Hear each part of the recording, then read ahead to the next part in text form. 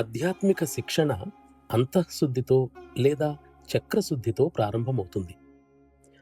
ఆధ్యాత్మిక ప్రగతికి ఇది అత్యంత ప్రధాన అంశం. అంతఃశుద్ధిని నిర్లక్ష్యం చేస్తే యోగ సాధన ద్వారా పొందిన శక్తి దుర్వినియోగానికి దారితీస్తుంది. హఠయోగంలో ఇట్టి శుద్ధి కోసం ఎక్కువగా శారీరక సాధనలను నిర్దేశించటం జరిగింది. వాటిలో కొన్ని ఎంతో కఠినమైనవి, ప్రయాసతో కూడుకున్నవి. వాటిని పాటించటం అందరికీ సాధ్యం కాదు.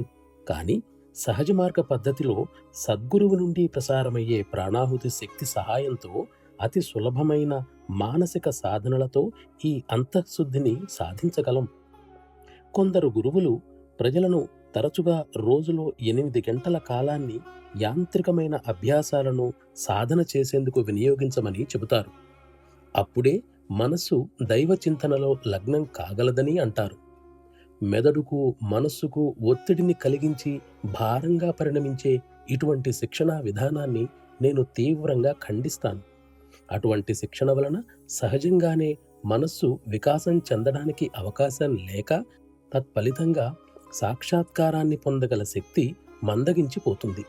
పిల్లవాడు మనస్సును లగ్నం చేసేలా చేయటానికి అతన్ని చితకబాదడం వంటిదే ఇది. సామాన్యంగా మనస్సును తీర్చిదిద్దటానికి లేదా చక్రశుద్ధికి కఠోర పరిశ్రమతో కూడిన శారీరక సాధనలను గురువులు సిఫార్సు చేయడం వలన అంతగా ఉపయోగం ఉండదు. ఇందుకోసం శక్తివంతుడైన సద్గురువు మార్గదర్శకత్వంలో మన ఆలోచనా శక్తిని సక్రమంగా వినియోగిస్తాం.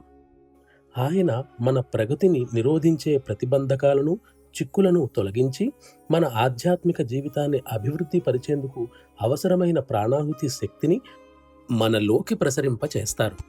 సాధకుని మనోప్రవృత్తులను దైవం వైపు మళ్లించడమే సరైన శిక్షణా పద్ధతిలో మొదటి మెట్టు.